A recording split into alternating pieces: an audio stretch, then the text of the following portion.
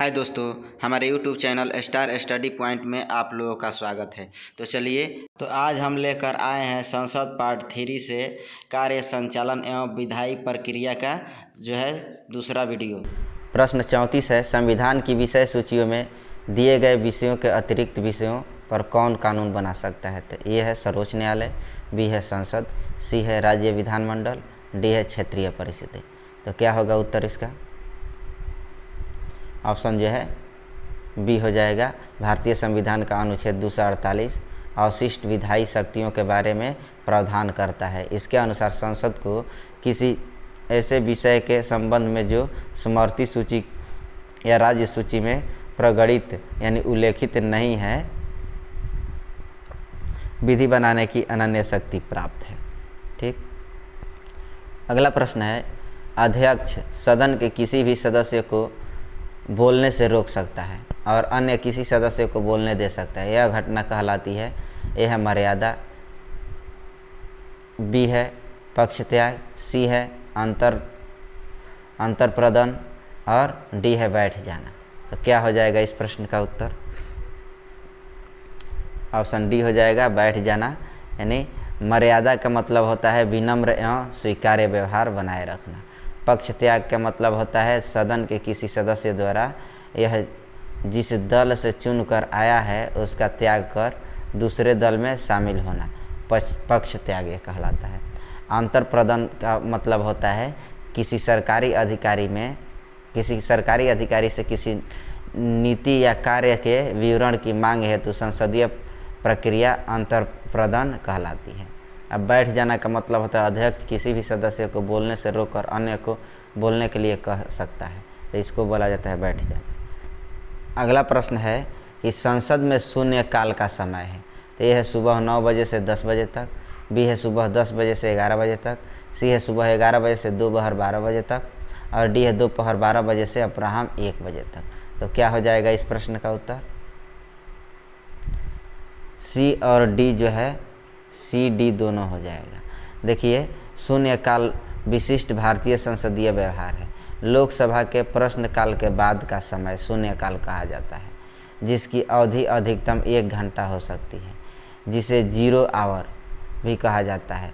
यह सामान्यतः दोपहर 12 से 1 बजे तक का समय होता है। पहले राज्यसभा में भी यही स्थिति थी, परंतु राज्यसभा में प्रश्नकाल की अवधि को वर्ष 2014 में परिवर्तित कर दोपहर 12 बजे से 1 बजे तक कर दिया गया और तदनुसार अब राज्यसभा में भी सर्वप्रथम 11 बजे से दस्तावेज सदन के पटल पर रखे जाते हैं, जिसके बाद सभापति की अनुमति के साथ तत्काल आवश्यक जनहित के मुद्दे यानी शून्यकाल के तहत उठाए जाते हैं और फिर विशेष उल्लेख 12 बजे तक लिए जाते हैं। इस प्रकार अब राज्यसभा में शून्यकाल का समय प्रश्नकाल से पूर्व सुबह 11 बजे से दोपहर 12 बजे के बीच हो गया है, जबकि लोकसभा में यह पूर्वरत जो है प्रश्नकाल के बाद दोपहर 12 बजे से 1 बजे तक है।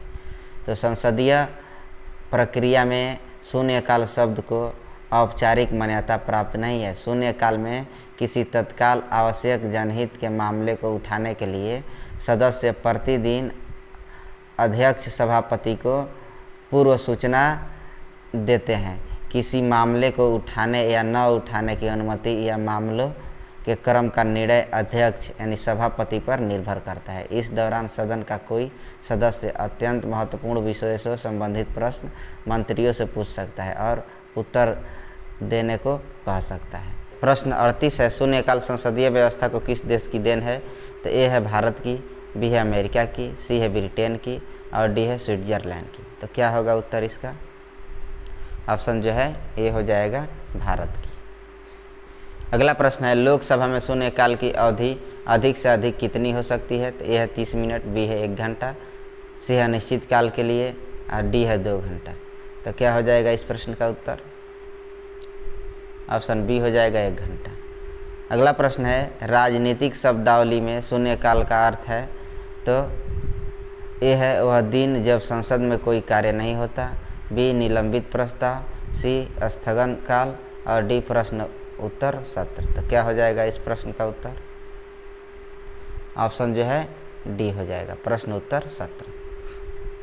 अगला प्रश्न है, लोकसभा में किसी विधेयक पर आम बहस निम्नलिखित में से किस स्तर पर होती है? तो ए है विधेयक की प्रस्तुत के समय, बी है द्वितीय वाचन में, सी है प्रतिवेदन स्तर पर, डी है तृतीय वाचन में। तो क्या होगा उत्तर इसका? ऑप्शन जो है बी हो जाएगा, द्वितीय वाचन में। विधेयक को पूरा स्थापित करने का प्रक्रम उसका प्रथम वाचन होता है। द्वितीय वाचन में विधेयक पर विचार विमर्श होता है, सदन के सदस्य इसी स्तर पर आम बहस करते हैं। द्वितीय वाचन में ही सदन विधेयक को प्रवर समिति या दोनों सदनों की संयुक्त समिति को सौंप सकता है। द्वितीय वाचन में ही विधेयक पर खंडशः विचार भी होता है। प्रभारी सदस्य का यह प्रस्ताव कि विधेयक का यथा संशोधित विधेयक पारित किया जाए, विधेयक का तृतीय वाचन कहलाता है। जब संसद के दोनों सदनों की संयुक्त बैठक में कोई विधेयक निर्दिष्ट किया जाता है तो इसे किसके द्वारा पारित किया जाना चाहता है? ऑप्शन ए है उपस्थित तथा मत देने वाले सदस्यों का साधारण बहुमत, बी है उपस्थित तथा मत देने वाले सदस्यों का 3/4 बहुमत, सी है सदनों का 2/3 बहुमत, डी है सदनों का पूर्ण बहुमत। तो क्या होगा उत्तर इसका? ऑप्शन जो है ए हो जाएगा। ठीक है, यदि दोनों सदनों की संयुक्त बैठक जो है अनुच्छेद 108 के अनुसार में कोई विधेयक संशोधन सहित यानी दोनों सदनों के उपस्थिति और मत देने वाले सदस्यों की कुल संख्या के साधारण बहुमत से पारित हो जाता है तो इसे दोनों सदनों द्वारा पारित समझा जाता है। तो ज्ञात हो कि अनुच्छेद 108 के तहत संयुक्त बैठक की प्रक्रिया सामान्य विधायन तक ही सीमित है। तो धन विधेयक या संविधान संशोधन विधेयक हेतु यह लागू नहीं होता है। अगला प्रश्न है, यदि राष्ट्रपति ने संसद के संयुक्त सत्र के लिए अधिसूचना जारी कर दी और इस बीच लोकसभा विघटित हो जाए तो क्या होगा?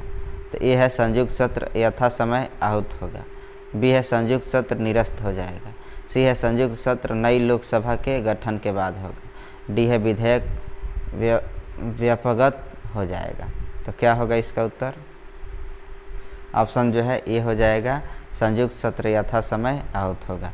भारतीय संविधान का अनुच्छेद 108 खंड 5 में वर्णित है कि यदि राष्ट्रपति ने सदन की बैठक संयुक्त बैठक आहूत करने के अपने आशय की सूचना दे दी है और उसके पश्चात लोकसभा का विघटन हो जाता है तो भी संयुक्त बैठक हो सकेगी और विधेयक व्यापकगत नहीं होगा तथा उसे पारित किया जा सकेगा। ठीक, अगला प्रश्न है, निम्नलिखित में कौन संसद के दोनों सदनों की संयुक्त बैठक की अध्यक्षता करेगा? यह है राष्ट्रपति, बी है प्रधानमंत्री, सी है राज्यसभा का सभापति और डी है लोकसभा का अध्यक्ष। तो क्या होगा इसका उत्तर? ऑप्शन जो है डी हो जाएगा। भारतीय संविधान के अनुच्छेद 118 खंड 4 के अनुसार संसद के दोनों सदनों की संयुक्त बैठक की अध्यक्षता लोकसभा का अध्यक्ष करता है। लोकसभा अध्यक्ष की अनुपस्थिति के संदर्भ में अनुच्छेद 118 खंड 3 के अंतर्गत राष्ट्रपति द्वारा कुछ नियम बनाए गए हैं। तो अध्यक्ष की अनुपस्थिति में संयुक्त बैठक में लोकसभा का उपाध्यक्ष पीठासीन होगा। यदि वह भी अनुपस्थित है तो राज्यसभा का उपसभापति अध्यक्षता करेगा। यदि वह भी अनुपस्थित है तो ऐसा व्यक्ति पीठासीन होगा जो बैठक में उपस्थित सदस्यों द्वारा तय किया जाए। ठीक है, अगला प्रश्न है, संसद के दोनों सदनों के संयुक्त अधिवेशन की अध्यक्षता कौन करता है? ए है स्पीकर, बी है उपराष्ट्रपति, सी है राष्ट्रपति और डी है प्रधानमंत्री। तो क्या होगा उत्तर इसका? ऑप्शन ए हो जाएगा, स्पीकर। अगला प्रश्न है, निम्नलिखित में से कौन लोकसभा तथा राज्यसभा के संयुक्त अधिवेशन में सभापतित्व करता है? ए है चेयरमैन राज्यसभा, बी है स्पीकर, सी है प्रधानमंत्री, डी है प्रोटेम स्पीकर। तो क्या हो जाएगा उत्तर इसका? ऑप्शन जो है बी हो जाएगा, स्पीकर। अगला प्रश्न है 47 नंबर, कि भारतीय संसद के दोनों सदनों की संयुक्त बैठक की अध्यक्षता करते हैं, तो ये है राष्ट्रपति, बी है उपराष्ट्रपति, सी है लोकसभा के अध्यक्ष, डी है भारत के मुख्य न्यायाधीश। तो क्या हो जाएगा उत्तर इसका? ऑप्शन जो है सी हो जाएगा, लोकसभा के अध्यक्ष। 49 नंबर प्रश्न है, निम्न कथनों पर विचार कीजिए। एक है भारत में संसद के दोनों सदनों की संयुक्त बैठक अनुच्छेद 108 में स्वीकृत है। 2 है लोकसभा तथा राज्यसभा की प्रथम संयुक्त बैठक वर्ष 1961 में हुई थी। 3 है भारतीय संसद के दोनों सदनों की दूसरी संयुक्त बैठक बैंक सेवा आयोग बिल को पारित करने के लिए हुई थी। इन कथनों में कौन सही है? तो ए है 1 और 2, बी है 2 और 3, सी है 1 और 3 और डी है 1, 2, 3। तो क्या होगा उत्तर इसका? ऑप्शन जो है डी हो जाएगा 1, 2 और 3। भारत में संसद के दोनों सदनों की संयुक्त बैठक का प्रावधान जो है अनुच्छेद 108 में वर्णित है। संविधान के अनुच्छेद 108 के अनुसार दोनों सदनों का संयुक्त अधिवेशन तथा आयोजित होता है। तब आयोजित होता है जब किसी साधारण विधि निर्माण विधेयक पर विचार करने और उसे पारित करने में दोनों सदनों में मतभेद हो। लोकसभा एवं राज्यसभा की प्रथम संयुक्त बैठक दहेज निरोधक विधेयक 1959 पर 6 और 9 मई 1961 को आयोजित की गई। द्वितीय संयुक्त बैठक बैंक सेवा आयोग बिल 1977 को पारित करने के लिए 17 मई 1978 को आयोजित हुई तथा तृतीय संयुक्त बैठक 26 मार्च 2002 को आतंकवाद निरोधक विधेयक 2002 के संदर्भ में आयोजित की गई थी। अगला प्रश्न है, संसद के दोनों सदनों का संयुक्त अधिवेशन आयोजित होता है।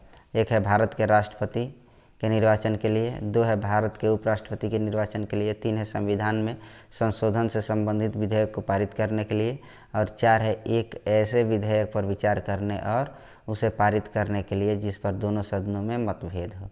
तो निम्नलिखित कूटों में से कौन सही है? तो ए है 1 और 4, बी है 3 और 4, सी है 1 एवं 2 और डी है केवल 4। तो क्या होगा उत्तर इसका? ऑप्शन डी, केवल 4। 51 नंबर प्रश्न है, भारतीय संसद के दोनों सदनों की प्रथम संयुक्त बैठक हुई थी। ए है दहेज उन्मूलन विधेयक के संबंध में, बी है हिंदू कोड विधेयक के संबंध में, सी है बैंक राष्ट्रीयकरण विधेयक के संबंध में और डी स्वर्ण नियंत्रण विधेयक के संबंध में। तो क्या होगा उत्तर इसका? ऑप्शन जो है ए हो जाएगा, दहेज उन्मूलन विधेयक के संबंध में। अगला प्रश्न है, लोकसभा और राज्यसभा के बीच गतिरोध की किस स्थिति यानी किन स्थितियों में संसद की संयुक्त बैठक बुलाई जाती है? 1 है साधारण विधि निर्माण को पारित करने की स्थिति में, 2 है धन विधेयक को पारित करने की स्थिति में, 3 है संविधान संशोधन विधेयक को पारित करने की स्थिति में। तो निम्नलिखित कूटों के आधार पर सही उत्तर को चुनना है। ए है केवल 1, बी है केवल 2 और 3, सी है केवल 1 और 3, डी है 1, 2 और 3। तो क्या होगा उत्तर इसका? ऑप्शन जो है ए हो जाएगा, केवल 1। अगला प्रश्न है, निम्नलिखित में से किस पर गतिरोध दूर करने हेतु लोकसभा और राज्यसभा की संयुक्त बैठक हो सकती है? ए है सामान्य विधेयक, बी है धन विधेयक, सी है संवैधानिक संशोधन विधेयक और डी है विनियोग विधेयक। तो क्या होगा उत्तर इसका? ऑप्शन ए हो जाएगा, सामान्य विधेयक। अगला प्रश्न है, भारतीय संसद के दोनों सदनों की संयुक्त बैठक किस संबंध में होती है? ए है संविधान संशोधन विधेयक, बी है धन विधेयक, सी है साधारण विधेयक, डी है भारत के उपराष्ट्रपति का निर्वाचन। तो क्या हो जाएगा उत्तर इसका? ऑप्शन जो है सी हो जाएगा, साधारण विधेयक। अगला प्रश्न है, कोई कानूनी विधेयक संसद के किस पटल पर रखा जा सकता है?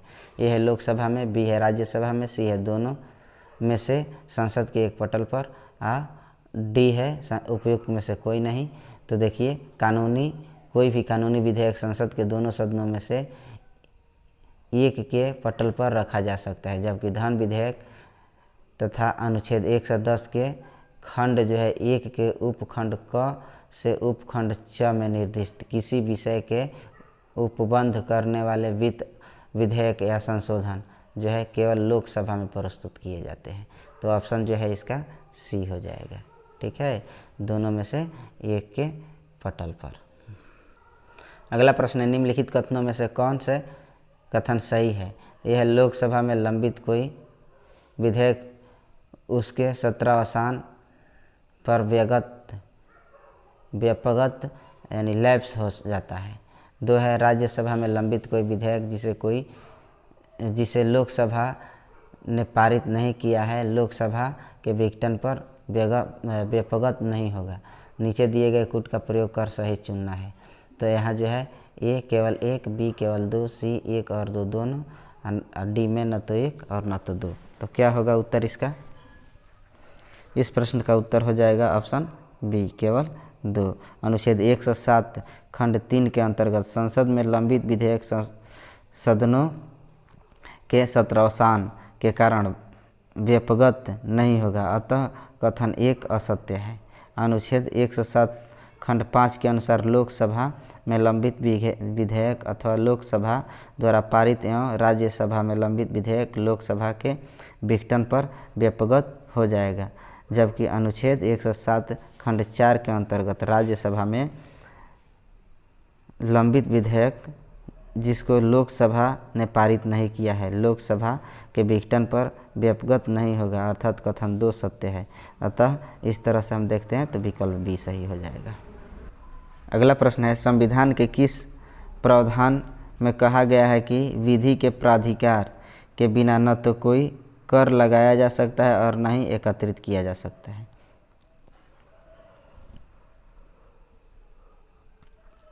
ये है अनुच्छेद 265, बी है अनुच्छेद 266, सी है अनुच्छेद 300, डी है अनुच्छेद 368। तो क्या होगा उत्तर इसका? ऑप्शन जो है ए हो जाएगा, अनुच्छेद 265। संविधान के अनुच्छेद 265 में कहा गया है कि कोई कर विधि के प्राधिकार से ही अधिरोपित या संगृहीत किया जाएगा, अन्यथा नहीं। अनुच्छेद 266 भारत और राज्यों की संचित निधियों एवं लोक लेखे। अनुच्छेद 300 संघ एवं राज्यों के नाम से वाद और कार्यवाहियों तथा अनुच्छेद 368 संविधान संशोधन की प्रक्रिया से संबंधित है। अगला प्रश्न है, भारत की संचित निधि से धन निर्गत पर किसका नियंत्रण है? तो ए है महानियंत्रक तथा महालेखा परीक्षक, बी है भारत के वित्त मंत्री, सी है अधिकृत मंत्री और डी है उपयुक्त में से कोई नहीं। तो क्या होगा उत्तर इसका?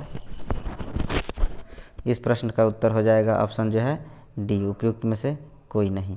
भारतीय संविधान के अनुच्छेद 266 के अनुसार भारत की संचित निधि भारत सरकार को प्राप्त सभी राजस्व उस सरकार द्वारा राजहुंडिया निर्गमित करके उधार द्वारा या अग्रिम अर्थोपाय द्वारा लिए गए सभी उधार और उधारों के प्रतिसंदाय में उस सरकार को प्राप्त सभी धन राशियों से मिलकर बनती है। यह संसद के नियंत्रणाधीन होती है। संचित निधि से कोई भी धनराशि तब तक निर्गमित नहीं की जा सकती जब तक संसद की अनुमति प्राप्त न कर ली जाए। इसलिए बजट प्रावधानों के अनुरूप कार्यपालिका को संचित निधि से धन निकालने का अधिकार तभी प्राप्त होता है जब संसद अनुच्छेद 114 के तहत विनियोग अधिनियम के माध्यम से इस हेतु अनुमति प्रदान करती है। अगला प्रश्न है कि करों और सरकारी कामकाज में निर्वाह में हुई अन्य प्राप्तियों से संघीय सरकार को प्राप्त हुआ समूचा राजस्व जमा होता है। यह है भारत की आकस्मिकता निधि में, बी है लोक लेखे में, सी है भारत की संचित निधि में और डी है निक्षेप तथा अग्रिम निधि में। तो क्या होगा इसका उत्तर? ऑप्शन सी, भारत की संचित निधि में। अगला प्रश्न है कि भारत की संचित निधि से निधि निकालने के लिए निम्नलिखित में से किसका अनुमोदन अनिवार्य है? यह है भारत के राष्ट्रपति, बी है भारत की संसद, सी है भारत के प्रधानमंत्री, डी है भारत संघीय वित्त मंत्री। तो क्या होगा उत्तर इसका? ऑप्शन जो है बी हो जाएगा, भारत की संसद। अगला प्रश्न है, निम्नलिखित में से कौन सा एक भारत की संचित निधि से लिया जाने वाला अनिवार्य व्यय भार नहीं है? तो ये है वे ऋण को जो भारत सरकार को चुकाने हैं, बी भारत के निर्वाचन आयोग के सदस्यों के वेतन और पेंशन, सी है उच्च न्यायालय के न्यायाधीशों को दी जाने वाली पेंशन। डी है राज्यसभा के उपाध्यक्ष के भत्ते। तो क्या हो जाएगा इस प्रश्न का उत्तर? ऑप्शन जो है बी हो जाएगा, भारत के निर्वाचन आयोग के सदस्यों के वेतन और पेंशन। अगला प्रश्न है, निम्नलिखित में से कौन सा एक व्यय भारत की संचित निधि पर भारित नहीं है? तो यह है भारत के राष्ट्रपति का वेतन तथा भत्ते, बी है भारत के उपराष्ट्रपति का वेतन तथा भत्ते, सी है भारत के उच्चतम न्यायालय के न्यायाधीशों के वेतन तथा भत्ते, डी है लोकसभा अध्यक्ष का वेतन तथा भत्ते। तो क्या होगा इस प्रश्न का उत्तर? ऑप्शन जो है बी हो जाएगा, भारत के उपराष्ट्रपति का वेतन तथा भत्ते। अगला प्रश्न है, निम्नलिखित में से कौन सा एक व्यय भारत की संचित निधि पर भारित नहीं है? तो ए है भारत के मुख्य न्यायाधीश के वेतन और भत्ते, बी है भारत के नियंत्रक महालेखा परीक्षक के वेतन और भत्ते, और सी है भारत के प्रधानमंत्री के वेतन और भत्ते, डी है संघ लोक सेवा आयोग के अध्यक्ष के वेतन और भत्ते। तो क्या हो जाएगा इस प्रश्न का उत्तर? ऑप्शन जो है सी हो जाएगा, भारत के प्रधानमंत्री के वेतन और भत्ते। अगला प्रश्न है, निम्नलिखित में से भारतीय संविधान का कौन सा अनुच्छेद आकस्मिकता निधि से संबंधित है? तो ए है अनुच्छेद 265, बी है अनुच्छेद 266, सी है अनुच्छेद 267 और डी है अनुच्छेद 268। तो क्या होगा उत्तर इसका? ऑप्शन जो है सी हो जाएगा, अनुच्छेद 267। भारतीय संविधान का अनुच्छेद 267 खंड 1 आकस्मिकता निधि की स्थापना का प्रावधान करता है। यह राष्ट्रपति के नियंत्रणाधीन होती है। इसका गठन किसी अत्यावश्यक आकस्मिक प्रकृति के व्ययों हेतु किया गया है। ऐसे आकस्मिक व्यय का अनुच्छेद 115 या अनुच्छेद 116 के अधीन संसदीय विधि द्वारा प्राधिकृत किए जाने के लंबित रहने तक इस निधि में से ऐसे व्यय की पूर्ति के लिए अग्रिम धन देने हेतु यह निधि राष्ट्रपति के व्ययनाधीन होती है। अगला प्रश्न है, संघ की सरकार के संदर्भ में निम्नलिखित कथनों पर विचार कीजिए। एक है राजस्व विभाग संसद में प्रस्तुत किए जाने वाले केंद्रीय बजट को तैयार करने के लिए उत्तरदायी है। 2 है भारत की संसद के प्राधिकरण के बिना कोई धन भारत की संचित निधि से निकाला नहीं जा सकता। 3 है लोक लेखा से किए जाने वाले सभी संवितरणों के लिए भी भारत की संसद के प्राधिकरण की आवश्यकता होती है। तो उपयुक्त कथन में कौन सही है? तो ऑप्शन ए है केवल 1 और 2, बी है केवल 2 और 3, सी है केवल 2 और डी है 1, 2 और 3। तो क्या होगा उत्तर इसका? ऑप्शन जो है सी हो जाएगा, केवल 2। ठीक है। अगला प्रश्न है, निम्नलिखित में से कौन एक संघीय बजट की तैयारी और उसे संसद के पेश करने के लिए उत्तरदायी है? ए है राजस्व विभाग, बी है आर्थिक कार्य विभाग, सी है वित्तीय सेवा विभाग, 4 है व्यय विभाग। तो संघीय वित्त मंत्रालय का आर्थिक कार्य विभाग जो है संघीय बजट की तैयारी और उसे संसद में पेश करने के लिए उत्तरदायी होता है। तो ऑप्शन जो है बी हो जाएगा, आर्थिक कार्य विभाग। अगला प्रश्न है, आकस्मिकता निधि को राष्ट्रपति कैसे व्यय कर सकते हैं? तो ये है राष्ट्रीय संकट के समय, बी है संसदीय स्वीकृति के बाद, सी है संसदीय स्वीकृति के पूर्व, डी है नहीं व्यय कर सकते हैं। तो क्या हो जाएगा उत्तर इसका? ऑप्शन जो है सी हो जाएगा, संसदीय स्वीकृति के पूर्व। अगला प्रश्न है, संविधान के किस अनुच्छेद के अंतर्गत धन विधेयक को परिभाषित किया गया है? ए है अनुच्छेद 109, बी है अनुच्छेद 110, सी है अनुच्छेद 111 और डी है बी तथा सी दोनों। तो क्या हो जाएगा उत्तर इसका? ऑप्शन जो है बी हो जाएगा, अनुच्छेद 110। अनुच्छेद 109 जो है धन विधेयक के संबंध में विशेष प्रक्रिया है और अनुच्छेद 110 है धन विधेयक की परिभाषा। अनुच्छेद 111 है विधेयकों पर अनुमति। ठीक है। अगला प्रश्न है, धन विधेयक भारत के संविधान के किस अनुच्छेद में परिभाषित किया गया है? तो ए है अनुच्छेद 109, बी है अनुच्छेद 110, सी है अनुच्छेद 111 और डी है अनुच्छेद 112। तो क्या हो जाएगा उत्तर इसका? अनुच्छेद जो है 110। अगला प्रश्न है, भारतीय संविधान के अनुच्छेद 110 के अनुसार धन विधेयक की परिभाषा में क्या सम्मिलित है? तो ये है टैक्स लगाना, समाप्त करना व उसके विनियमन में प्रत्यावर्तन। बी है धन की उधारी का विनियमन करना। सी है भारत की संचित निधि के धन को विनियोग करना। और डी है भारत की संचित निधि से खर्च का विवरण देना। ई है उपयुक्त में से कोई नहीं, उपयुक्त में से एक से अधिक। तो क्या होगा उत्तर इसका? ऑप्शन जो है ई हो जाएगा। ठीक है, संविधान के अनुच्छेद 110 के उपबंधों के तहत टैक्स लगाना, समाप्त करना व उसके विनियमन में प्रत्यावर्तन, धन की उधारी का विनियमन करना, भारत की संचित निधि के धन को विनियोग करना तथा किसी व्यय को भारत की संचित निधि पर भारित व्यय घोषित करना, इन सभी को धन विधेयक की परिभाषा में शामिल किया गया है। अतः इस प्रश्न का सही उत्तर विकल्प जो है ई हो जाएगा, एक से अधिक होगा। ठीक है, अगला प्रश्न है कोई विधेयक धन विधेयक है या नहीं, इसका निर्णय कौन करता है? तो यह है राष्ट्रपति, बी है लोकसभा अध्यक्ष, सी है वित्त सचिव और डी है वित्त मंत्री। तो क्या होगा उत्तर इसका? ऑप्शन जो है बी हो जाएगा, लोकसभा के अध्यक्ष। अगला प्रश्न है धन विधेयक को कौन प्रमाणित करता है? तो ए है राष्ट्रपति, बी है उपराष्ट्रपति, सी है स्पीकर, डी है मंत्रिपरिषद। तो क्या हो जाएगा उत्तर इसका? ऑप्शन जो है सी, स्पीकर।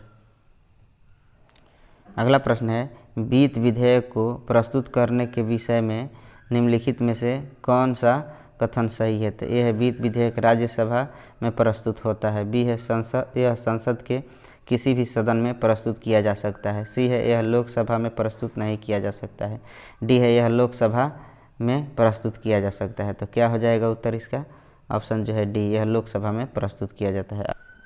अगला प्रश्न है भारत सरकार द्वारा धन विधेयक सदन में पेश किया जाता है, ए है राज्यसभा में, बी है विधानसभा में, सी है विधान परिषद में, डी है लोकसभा में। तो क्या होगा उत्तर इसका? ऑप्शन डी, लोकसभा में। अगला प्रश्न है निम्नलिखित में से कौन सा एक कथन सही है?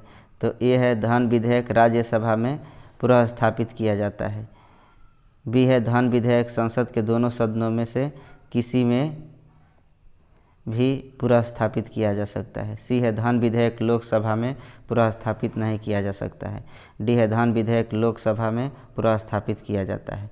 तो क्या होगा उत्तर इसका?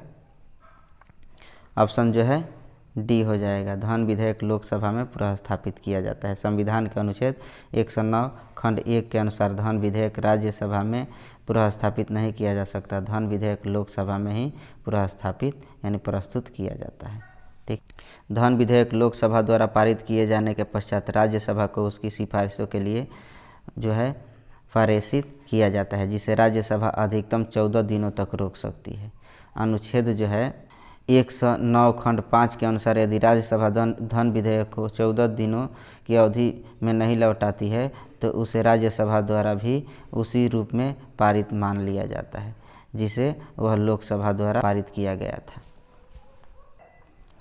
अगला प्रश्न है धन विधेयक पेश किया जा सकता है, तो यह है केवल लोकसभा, बी है केवल राज्यसभा, सी है लोकसभा और राज्यसभा दोनों में, डी है लोकसभा और राज्यसभा दोनों के संयुक्त सत्र में, और यह उपयुक्त में से कोई नहीं, एक से अधिक। तो क्या होगा उत्तर? ऑप्शन ए हो जाएगा, केवल लोकसभा में। अगला प्रश्न है निम्नलिखित कथनों में से कौन सा सही नहीं है? तो यह है धन संपत्ति के मामले में राज्यसभा शक्तिहीन है, बी है धन विधेयक की शुरुआत राज्यसभा में होती है, सी लोकसभा द्वारा पारित किए जाने के बाद राज्यसभा को 14 दिनों के भीतर विधेयकों को पारित करना होता है, और डी है राज्यसभा किसी धन विधेयक को पारित कर सकती है अथवा कतिपय सिफारिशों के साथ उसे लोकसभा को लौटा सकती है। तो ऑप्शन जो है इसका बी हो जाएगा, धन विधेयक की शुरुआत राज्यसभा में होती है। अगला प्रश्न है निम्नलिखित में से कौन कथन सही है?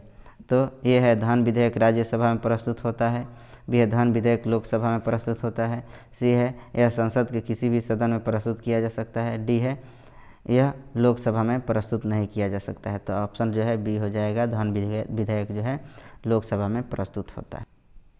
अगला प्रश्न है धन विधेयक कहाँ पुनः स्थापित किया जाता है? तो यह है लोकसभा में, बी है राज्यसभा में, सी है दोनों सदनों की संयुक्त बैठक में, डी है उपयुक्त में से कोई नहीं। तो ऑप्शन ए हो जाएगा लोकसभा में। 85 नंबर प्रश्न है भारत के संविधान के अंतर्गत एक धन विधेयक को प्रस्तुत किया जाता है? तो यह है राज्यसभा में, बी लोकसभा लोक लेखा समिति में, सी है लोकसभा में और डी है लोकसभा तथा राज्यसभा में एक ही साथ। तो क्या होगा उत्तर? ऑप्शन सी हो जाएगा। ठीक है, इस प्रश्न का उत्तर जो है ऑप्शन सी होगा, लोकसभा में। अगला प्रश्न है लोकसभा द्वारा पारित धन विधेयक राज्यसभा द्वारा भी पारित मान लिया जाएगा यदि राज्यसभा द्वारा उस पर कोई कार्यवाही नहीं की जा सकती है? तो ए है 10 दिनों तक, बी है 14 दिनों तक, सी है 15 दिनों तक, डी है 16 दिनों तक। तो क्या होगा उत्तर इसका? ऑप्शन बी हो जाएगा, 14 दिनों तक। अगला प्रश्न है अगर कोई धन विधेयक लोकसभा द्वारा स्वीकृत हो जाए तो राज्यसभा इसे अधिक से अधिक रोक सकती है? तो ए है 6 महीने तक, बी है 4 महीने तक, सी है 1 महीने तक, डी है 14 दिनों तक। तो क्या होगा उत्तर इसका? ऑप्शन जो है डी हो जाएगा, 14 दिनों तक। अगला प्रश्न है लोकसभा द्वारा विचारार्थ भेजे गए धन विधेयक को राज्यसभा अधिकतम इतने समय तक रोक के रख सकती है? तो ए है 1 माह, बी है 1 वर्ष, सी है 7 दिन, डी है 14 दिन। तो क्या होगा उत्तर इसका? ऑप्शन जो है डी हो जाएगा, 14 दिन। राज्यसभा में धन विधेयक प्राप्त होने के कितने दिनों के अंदर इसे लोकसभा में वापस किया जाना चाहिए? तो ये है 12 दिनों के अंदर, बी है 14 दिनों के अंदर, सी है 16 दिनों के अंदर और डी है 18 दिनों के अंदर। तो क्या होगा उत्तर इसका? ऑप्शन बी, 14 दिनों के अंदर। अगला प्रश्न है निम्न क्रिया विधियों में से कौन सी ऐसी धन विधेयक को अंगीकार करा लेगी जो एक बार लोकसभा द्वारा पारित किया जा चुका हो किंतु राज्यसभा द्वारा संशोधित किया गया हो? यह राष्ट्रपति को जाएगा, बी है लोकसभा की बैठक में भाग लेने वाले तथा मत देने वाले सदस्यों के 2/3 बहुमत से पारित करना होगा, सी है दोनों सदनों का संयुक्त अधिवेशन बुलाया जाएगा, डी है यह पारित समझा जाएगा यदि लोकसभा इसे दोबारा संशोधन को स्वीकार अथवा अस्वीकार करते हुए पास कर दे। तो क्या होगा उत्तर इसका? ऑप्शन डी हो जाएगा। चलिए दोस्तों, तो इस वीडियो का हमारा जो है यह अंतिम प्रश्न था। तो इसी तरह के वीडियो के लिए आप जो है मेरे चैनल को सब्सक्राइब करें और बेल आइकन को दबा दें, जिससे आपको समय समय पर जो है नोटिफिकेशन मिल जाए और आप जो है बेहतर तैयारी कर सकें। तो अब हम चलते हैं, धन्यवाद।